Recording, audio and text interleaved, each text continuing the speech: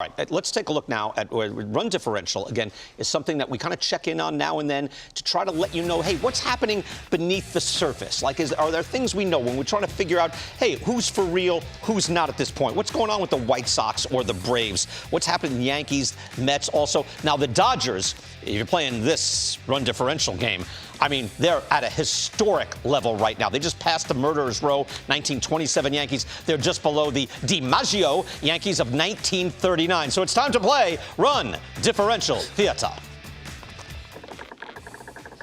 Yeah, and it's really just, it's the same thing that we always do, but it's run differential this time instead of, small sample size theater. But we have the same music. All right, let's start off. Take a look at the American League. Who's for real, who's not, who's on top. And this ranks them, this is how they are in order right now in the standings and their run differential. But you can see immediately the Yankees are the class of the AL East. No one else is even close. Tampa Bay +10. You got the Blue Jays -1, disappointing. And then you've got Boston and, Baltimore's not involved. Here's the thing that stands out. Yeah, the Twins are the best team in the Central, right? They're +32. White Sox -45. That's troubling. You've been outscored by 45 runs. You're supposed to be the runaway winner in this division. By the way, Cleveland, nice job there, +14. They're sub 500, but they're outscoring their opponents. That means they're a little better than we might think. And then, look, Angels and Astros, that's basically the same thing. They're essentially +41, +42. And again, what's troubling, you've got the Mariners -19. Again, for a team that was outscored last year but was a 90-game winner, that's disappointing. All right, so you see, Yankees are the class. Let's go to the National League right now. And you go to the Mets, +62. They're the class of the NL East, right? You're not being fooled by their record or anything else. What's surprising?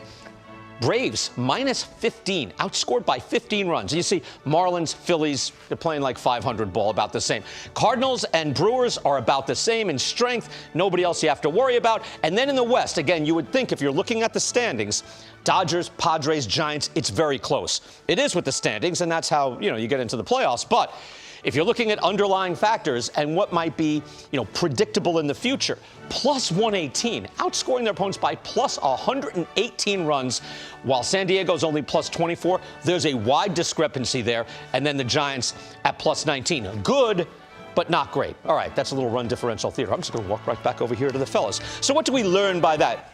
Jason, you start. What do you see when you look at this and you think, what am I missing by looking at the wins and losses? Run differential does tell a story about a bunch of these teams. The team that jumped out at me, BK, was the White Sox.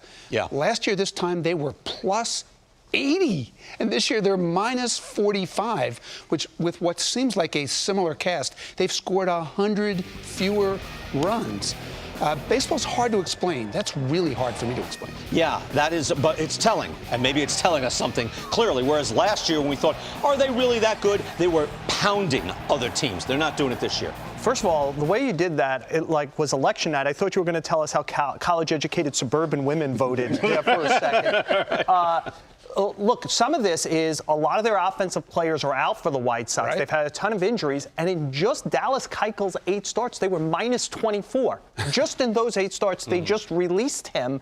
Do they get better from whoever the replacement for Keuchel is? Because remember, when you're minus that, you're also using a ton of bullpen that you can't use in other games. We're a serial game, so there was an ebb and flow there. Just on the Dodger thing, you know what the Dodgers remind me when we look at them? Just how hard it is to win a championship, because they've been the dominant team for about a decade now, and they have won since 1988. Right. And I know a lot of people want to say it's not a crapshoot, and I think it's someplace between a crapshoot and you could do something about it. And if you were trying to do something about it, I would take all the stuff that I have, and I would get guys like Mookie Betts and Freddie Freeman and Trey Turner, who I know could hit any pitching at any time. So they're going for it. Those 3 guys at the top of your lineup, they look spectacular. What do I make of the Braves? I think there's a Freddie Freeman issue there. And look, the Phillies are actually plus right now. But I think that has a lot to do with when they win, sometimes their offense blows up people out. And I just think you don't overcome bad defense and bad bullpen. I want to ask you this. If you're looking at run differential in the NL West, the Dodgers are much better, a league above the Padres and the Giants. Do you think that's true, or are we being misled by the discrepancy? No, I think the Dodgers are the best team in the sport. And then there's maybe some like 1As or 2s with the Yankees, the Padres, the Astros. The Dodgers are the class of the industry. They've done a great job of building from their farm, and they've done a great job of trading and signing free agents to augment. They're the class right now. Again, it's just hard to win a championship. Is this true, or are the standings true? Standings say they're a little closer. They're not close. I think run differential tells you just how good the Dodgers are. I don't think there's any doubt. Because they're not, like, that's not a minuscule difference. That's a monstrous difference. Right. And it's a historic pace.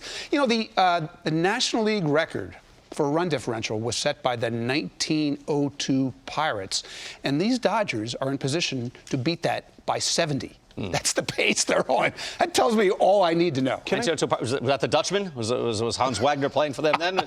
Yeah, he was. It had to be. Sure, Right, he was. yes. What do you got? So one of the things I think run differential tells us something, right? Because the theory of run differential is you win close ones, you lose close ones, but you win the majority of your blowouts because you're so much better, and that's how you build run differential, right? That's essentially run differential. I often look at how do you perform against teams over 500, right? Like there's one story, the Phillies are a plus run differential, but against teams over 500, 9-17. The Marlins are a plus run differential against teams over 500, 4-13. The Angels, who we were talking about, they just dropped to 7-11 when they lost the 4 games to Toronto. At some point, the best teams beat the other good teams, and I look at that as much as I look at run differential.